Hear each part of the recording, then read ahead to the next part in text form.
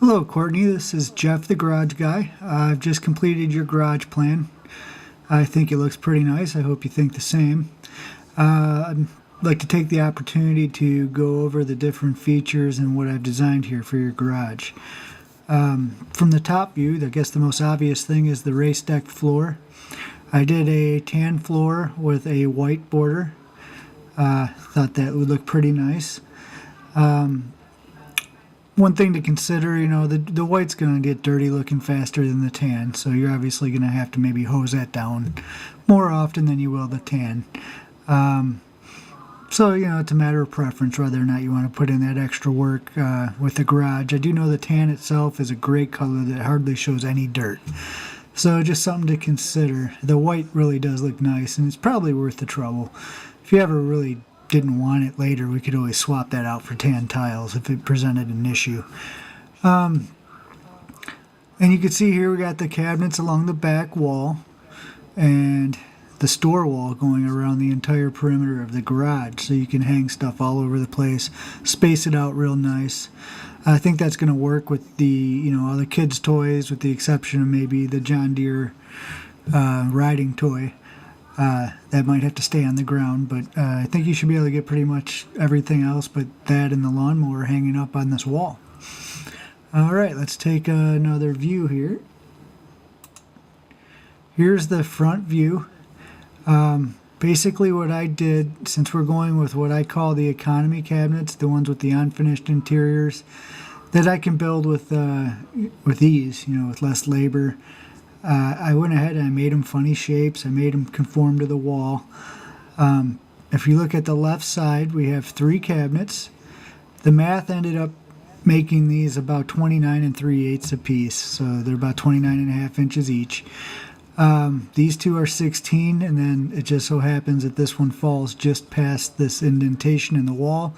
So I made this one here 20 inches. So they're flush across the front, but you got your extra depth here, which I'm sure will come in handy. On the right side, I have 2 cabinets. They are each 36 inches wide. The one on the left-hand side is 16 inches deep. And then the one on the right-hand side, half of it's 16 inches deep, half of it's 20 inches deep. So you're literally going to have like an L-shaped shelf. Like I said before, with this style of cabinets, it's not really that big of a deal for me to make custom cabinets like that. Let me take you to the top view again, just to show you how I did that cabinet here, how it comes around the wall. And this one, like I said, it just happens to be on a break, so I was able just to make a deeper cabinet there.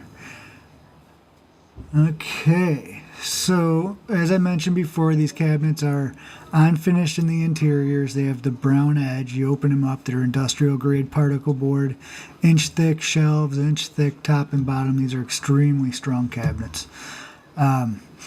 And then one thing I like to do is a pinstripe of store wall around the garage. I like to put it at about 60 inches to the bottom, from the bottom of the panel down to the floor. It's just a good height for ladders, rakes, things like that. But under the cabinets, I couldn't put it that high because I didn't want to raise your cabinets way up in the air. So I just put them underneath the cabinets here.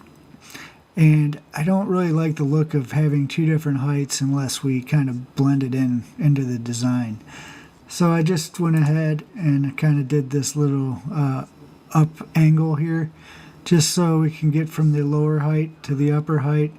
It gets most of the store wall away from the door, so you're not really wasting it.